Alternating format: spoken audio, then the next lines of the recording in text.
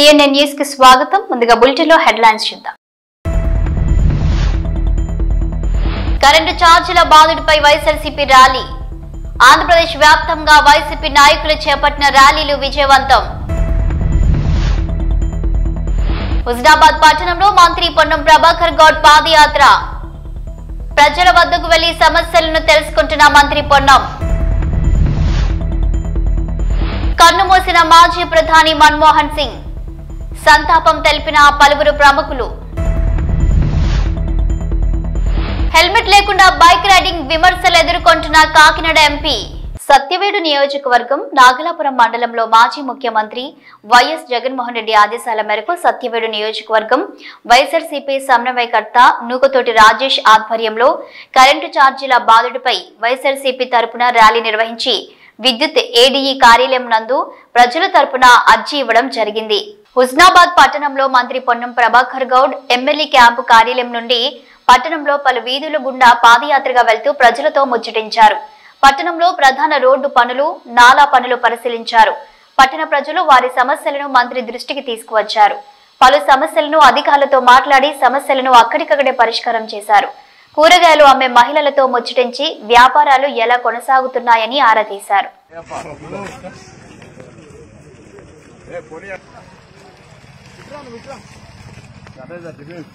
భారతదేశ మాజీ ప్రధాని మన్మోహన్ సింగ్ నిన్న రాత్రి అనారోగ్యంతో స్వర్గస్థులయ్యారు. ఆయన మృతి పట్ల పలువురు తమ సంతాపం వ్యక్తం చేస్తున్నారు. భారత మాజీ ప్రధాని మన్మోహన్ సింగ్ 1932 సెప్టెంబర్ 26న అవిభాజిత భారతదేశ పంజాబ్ ప్రావిన్స్ లో జన్మించారు. డాక్టర్ సింగ్ 1948లో పంజాబ్ యూనివర్సిటీ నుంచి మ్యాట్రికులేషన్ పరీక్షలు పూర్తి చేశారు. ఆయన విద్యా ప్రయాణం పంజాబ్ నుంచి యూకేలోని కేంబ్రిడ్జ్ విశ్వవిద్యాలయంలో 1957లో ఆర్థిక శాస్త్రంలో ఫస్ట్ క్లాస్ హానర్స్ డిగ్రీ పొందడం వరకు సాగింది. ఆ తర్వాత డాక్టర్ సింగ్ తర్వాత ఆక్స్ఫర్డ్ యూనివర్సిటీ నుండి 1962లో ఆర్థిక శాస్త్రంలో డీఫిల్ పొందారు. రాజకీయ జీవితంలో డాక్టర్ మన్మోహన్ సింగ్ 1991 నుంచి రాజ్యసభ సభ్యుడిగా కొనసాగుతున్నారు. 1998 నుండి 2004 వరకు ఆయన రాజ్యసభలో ప్రతిపక్ష నేతగా పనిచేశారు. 2004 జనవరి ఎన్నికల తర్వాత డాక్టర్ మన్మోహన్ సింగ్ 22 మే 2004న ప్రధాని పదవిని స్వీకరించారు. 2009 మే 22న రెండవసారి ప్రమాణం చేశారు. సామాన్యుడికి ఒక రూల్, బాధ్యత గల ఎంపీకి ఒక రూల్ అంటూ ప్రశ్నిస్తున్నారు కాకినాడ ప్రజానికం. విషయానికి వస్తే కాకినాడ ఎంపీ ఉదయ్ శ్రీనివాస్ తంగెళ్ల హెల్మెట్ లేకుండా బైక్ నడపడంపై పలు విమర్శలు ఎదుర్కొంటున్నారు. హెల్మెట్ ఖచ్చితమని హైకోర్టు ఆదేశాల అమల్లో ఉన్నా కూడా లెక్క చేయని కాకినాడ జనసేన ఎంపీ ఉదయ్ బాధ్యత గల ఒక ఎంపీ ఇలా నిర్లక్ష్యంగా ఉండకూడదని అంటున్నారు.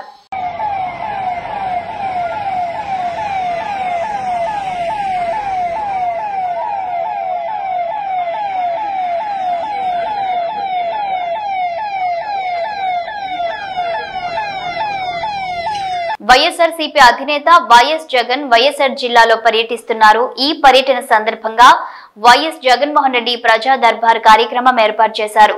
క్యాంప్ ఆఫీస్ కు భారీ ఎత్తున వచ్చిన ప్రజల నుంచి వినతి పత్రాలను స్వీకరించారు వైఎస్ జగన్.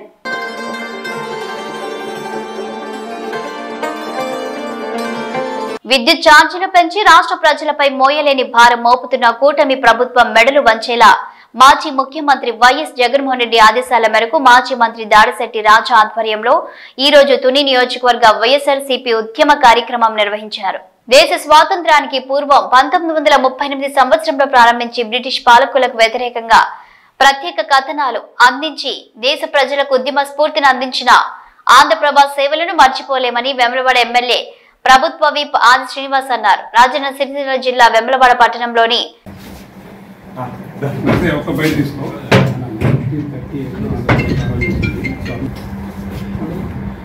ఆంధ్రప్రభ దినపత్రిక 1938లో ఏర్పడి ఆ రోజు స్వాతంత్ర ఉద్యమంలో కూడా మన దేశానికి స్వాతంత్రం రావడానికి ఓరు సలుపుతున్నటువంటి సందర్భంలో ప్రజలను చైతన్యవంతులు చేయడంలో కీలక పాత్ర వహించినటువంటి ఆంధ్రప్రభ మరి ఎప్పటికప్పుడు సమగ్రంగా వార్తా కథనాలను ప్రజలకు అందజేస్తూ ప్రజలు చైతన్యం చేసి ముందుకు పోతున్నటువంటి ఆంధ్రప్రభ ఆధ్వర్యంలో 2025వ సంవత్సరం సంబంధించినటువంటి క్యాలెండర్ ఆవిష్కరణ నా చేతుల మీదుగా ప్రారంభం చేయడానికి వారికి ముందుగా ధన్యవాదాలు, అభినందనలు తెలియజేస్తూ రాబో రోజుల్లో కూడా మేలైనటువంటి కార్యక్రమాలని సామాజిక దృక్పథంలో అంటే సమాజాన్ని మేలుకొల్పేటువంటి కార్యక్రమాలను అమలు చేస్తూ ప్రభుత్వం ద్వారా ఇచ్చేటువంటి సంక్షేమ కార్యక్రమాలు ప్రజలకు చేరవేయడంలో కీలక పాత్ర వహిస్తూ ఎక్కడ ఏ ఇబ్బంది తలెత్తినా ఆ ఇబ్బందిని ప్రభుత్వం దృష్టికి తీసుకొని పోయే విధంగా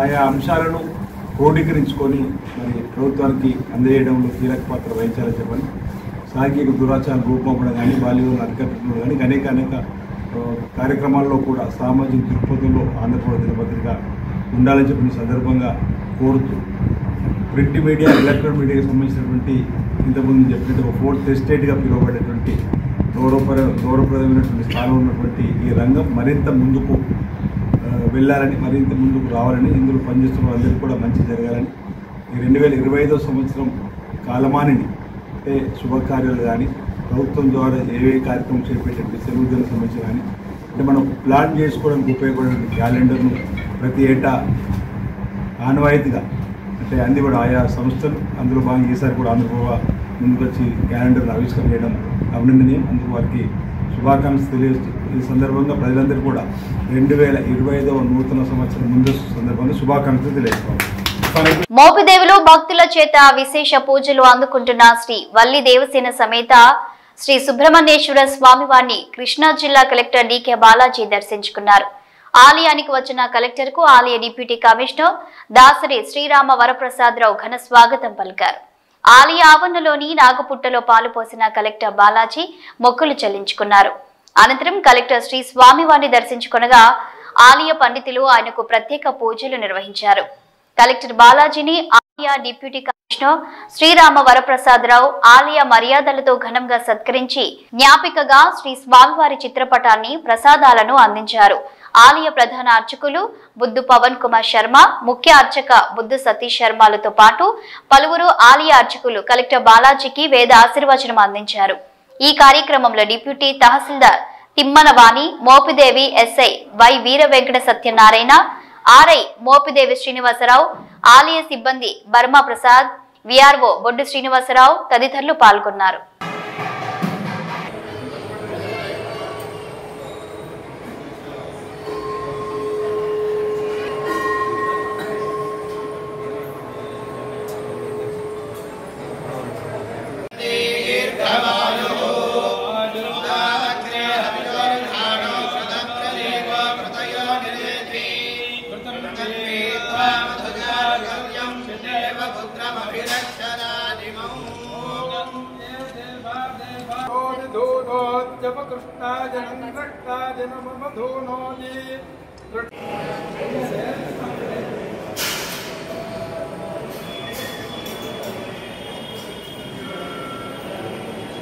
భారతదేశ మాజీ ప్రధానమంత్రి మన్మోహన్ సింగ్ దేశ అభివృద్ధికి చేసిన సేవలు ఎన్నలేనివని జనగామ డీసీసీ అధ్యక్షులు మాజీ ఎమ్మెల్యే కొమ్మూరి ప్రతాప్ రెడ్డి అన్నారు.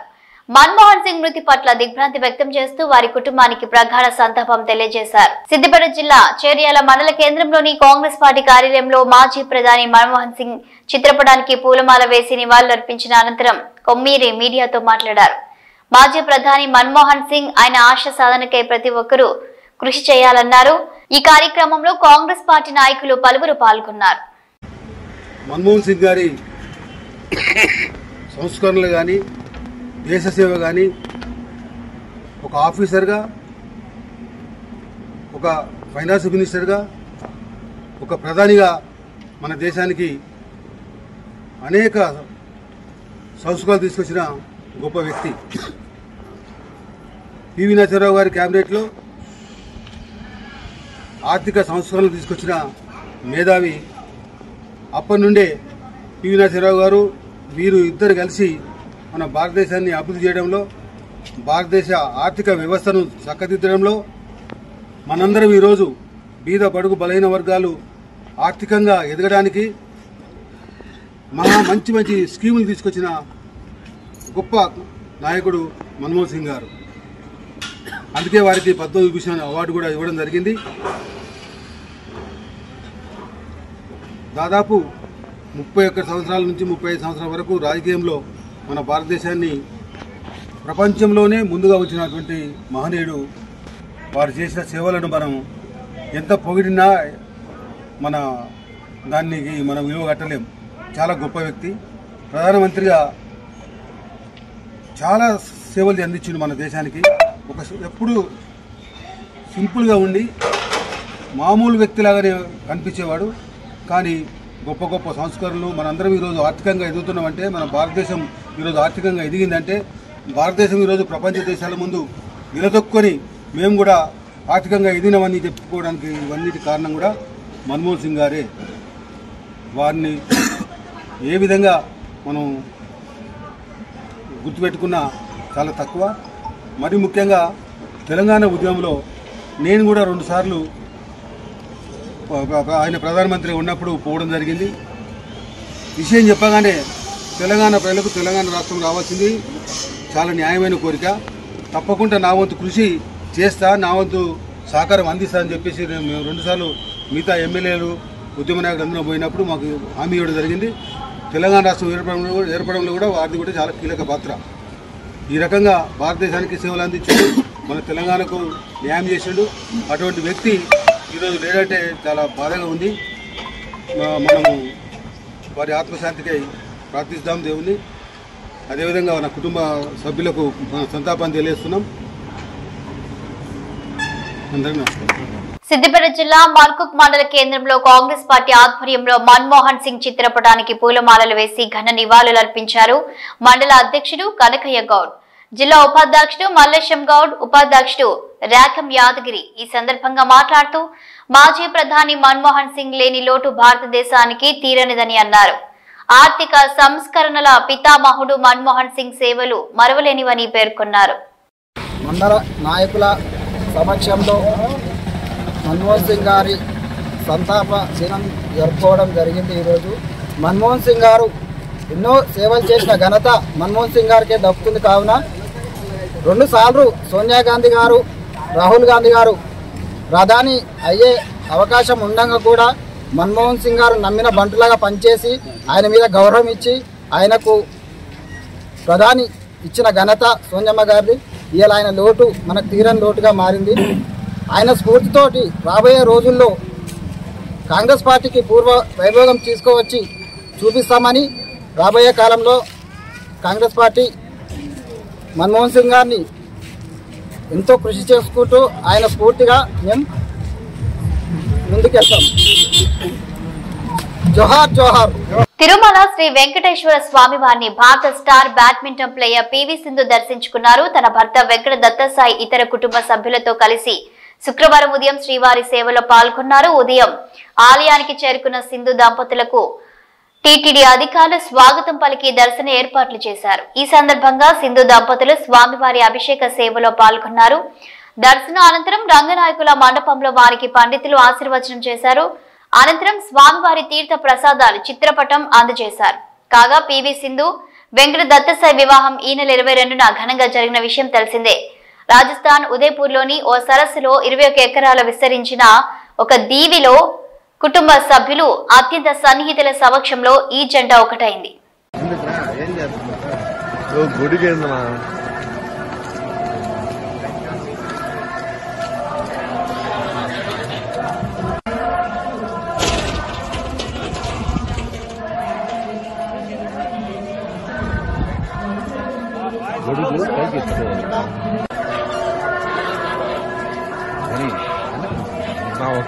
కర్నూలు జిల్లా వెల్దుర్తి మండలంలోని రత్నపల్లి గ్రామంలో గురువారం తెలుగుదేశం నాయకులు మాజీ సర్పంచ్ కృష్ణారెడ్డి, ఆనంద్ యాదవ్ల ఆధ్వర్యంలో పత్తికొండ నియోజకవర్గం ఎమ్మెల్యే కేఈ శ్యాంబాబు జన్మదినం సందర్భంగా కేక్ కట్ చేసి సంబరాలు జరుపుకున్నారు. అనంతరం చిన్నారులకు నోట్ పుస్తకాలు, పెన్నులు పంపిణీ చేశారు.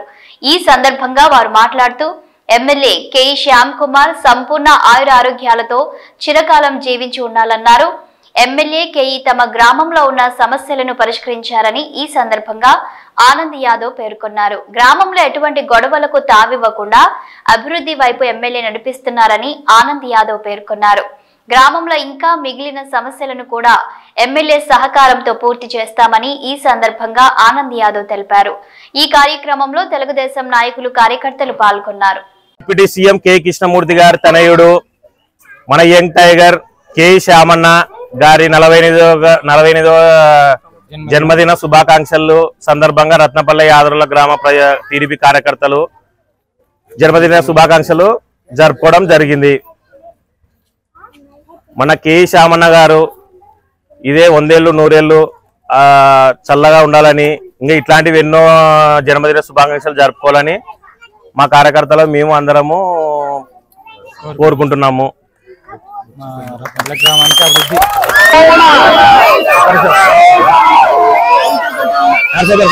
రత్నపల్లి గ్రామంలో గత సంవత్సరంలో ఉన్న ఇబ్బందులు రత్నపల్లి గ్రామంలో మన శ్యామన్న గారు వచ్చి గమనించినాక ట్యాంక్ అయితేనేమి, సీసీ రోడ్లు అయితేనేమి, నీటి సమస్యలు అయితేనేమి, బిల్డింగ్లు అయితేనేమి, ఇంకా రాబోయే పింఛన్లు కూడా ఇంకా స్టార్ట్ కాలే, చేస్తాము. అది కూడా మనకి ట్యాంక్ సీసీ రోడ్లు పూర్తి చేసినాము, ఇంకా కొన్ని కూడా పూర్తి చేయడం జరుగుతుంది.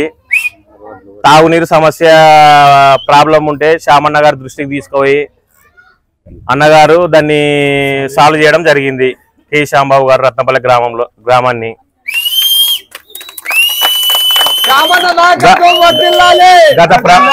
గత ప్రభుత్వంలో రత్నపల్లి గ్రామంలో ఎప్పుడు ఏది గాని గొడవలు ఇవల్ల ఉండేటివి మన శ్యామన్న గారి దృష్టికి తీసుకుపోయి రత్నపల్లి గ్రామం ప్రశాంతంగా ఉండాలా, ఏ గొడవలు లేకుండా, ఏ సమస్యలు లేకుండా అన్ని సక్రమంగా చెప్పి రాజీ చేయడం కూడా జరుగుతుంది అందరినీ.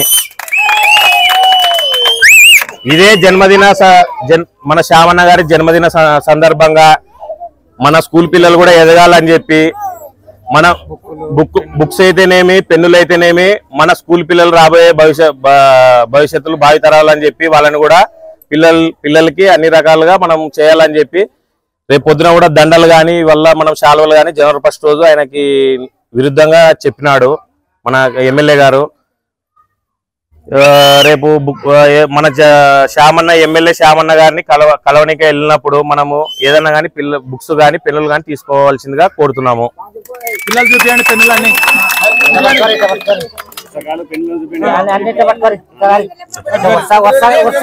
పెరిగిన విద్యుత్ ఛార్జీలకు వ్యతిరేకంగా నెల్లూరు నగర నియోజకవర్గంలో ఎమ్మెల్సీ చంద్రశేఖర్ రెడ్డి ఆధ్వర్యంలో మినీ బైపాస్ భారీ ర్యాలీ నిర్వహించారు. ఈ సందర్భంగా ఎమ్మెల్సీ పర్వతిరెడ్డి చంద్రశేఖర్ రెడ్డి మాట్లాడుతూ ఒక నియోజకవర్గం స్థాయిలో చేసిన నిరసన కార్యక్రమం జన ప్రవాహాన్ని తలపించింది.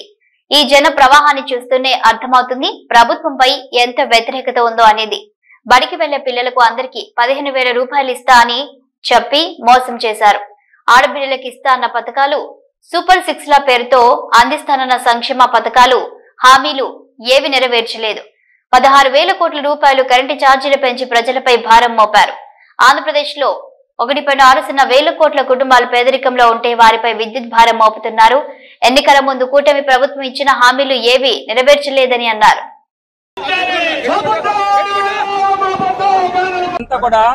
ఒక రాష్ట్ర స్థాయి ప్రోగ్రాం కాదు, ఒక జిల్లా స్థాయి ప్రోగ్రాం కాదు, కేవలం ఒక నియోజకవర్గ స్థాయిలో ఉన్నటువంటి సామాన్యులంతా రోడ్డు మీదకి జల ప్రవాహం లాగా ఈ రోజు రావడం కూడా జరిగింది. మీరంతా చూశారు. కొన్ని వేల మంది ఈ రోజు ముందుకొచ్చి వారు పడుతున్నటువంటి ఇబ్బందిని ప్రభుత్వం దృష్టికి తీసుకెళ్లాలనే ప్రయత్నంలో వైఎస్ఆర్సీపీ వారికి తోడుగా, వారికి అండగా ఆ సామాన్యుల పక్షాన్ని నిలబడుతుందని చెప్పడానికి వైఎస్ఆర్సీపీ ఈ రోజు వారితో పాటు నడుస్తా ఉంది. ఈ రోజు చూస్తా ఉన్నాం, కొన్ని వేల మంది ముందుకొచ్చారు. చంద్రబాబు నాయుడు గారు ఎలక్షన్స్ ముందు ఏం చెప్పారు? తల్లికి వందనం కింద 15,000 రూపాయలు ఇస్తానని చెప్పి ఆ తల్లిని మోసం చేశారు. ఆడబిడ్డ నిధి అని చెప్పి ప్రతి ఆడబిడ్డకి 18,000 రూపాయలు ఇస్తానని చెప్పి ఆ ఆడబిడ్డల్ని మోసం చేశారు. మహిళలందరికీ కూడా ఉచిత బస్సు ప్రయాణం అని చెప్పి ఆ మహిళలను మోసం చేశారు. నిరుద్యోగ భృతి అని చెప్పి నెలకు 3,000 రూపాయలు ఇస్తానని చెప్పి సుమారుగా 13 లక్షల మంది నిరుద్యోగుల్ని వారిని మోసం చేశారు. 20 లక్షల ఉద్యోగాలు ఇస్తానని చెప్పి వారికి ఇవ్వకుండా వారిని మోసం చేశారు. అలానే రైతుకి సంవత్సరానికి 20,000 రూపాయలు ఇస్తానని చెప్పి ఆ రైతుని కూడా మోసం చేశారు. వీటన్నింటినీ మించి సామాన్యుడి నుంచి కోటేశ్వరుడు వరకు ప్రతి ఒక్కరికి కూడా అవసరమైంది కరెంట్. మరి ఆ కరెంటు ఛార్జీల గురించి చంద్రబాబు నాయుడు గారు ఎలక్షన్స్ ముందు ఏం చెప్పారు?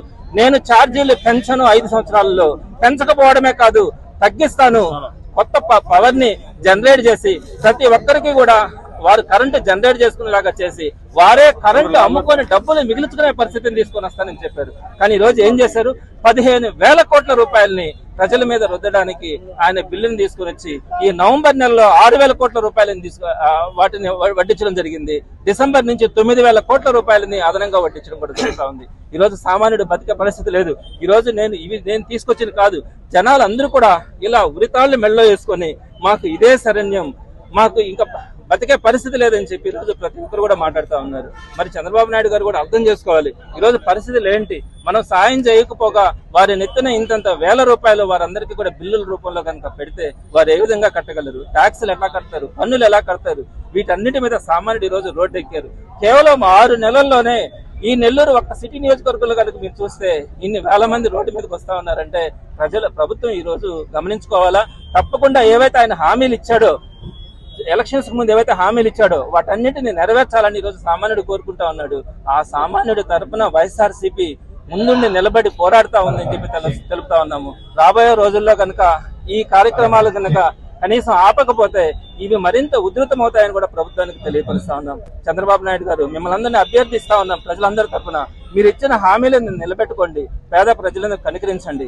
ఈ రోజు ఆంధ్ర రాష్ట్రంలో సుమారుగా 160 కోట్ల కుటుంబాలు ఉంటే 140 కోట్ల కుటుంబాలు బీపీఎల్లో ఉన్నాయి, అంటే బడుగు బలహీన వర్గాల్లో ఉన్నాయి. వారందరికీ కూడా ఈ రోజు ఇబ్బంది కలిగే పరిస్థితి ఉంది. కాబట్టి వారందరి తరఫున మిమ్మల్ని మరొకసారి అభ్యర్థిస్తా ఉన్నాం, మీరు చెప్పినటువంటి హామీలను నెరవేర్చుకోండి అని మీకు తెలియజేస్తూ ఛార్జీలను ఇమీడియట్ గా డిమాండ్ చేస్తా ఉన్నాం తగ్గించాలని చెప్పి. తగ్గించకపోతే మరింత ఉధృతమవుతుందని కూడా తెలియజేస్తా ఉన్నాం. ఇవి రోజు వార్తలు చూస్తూనే ఉండండి న్యూస్.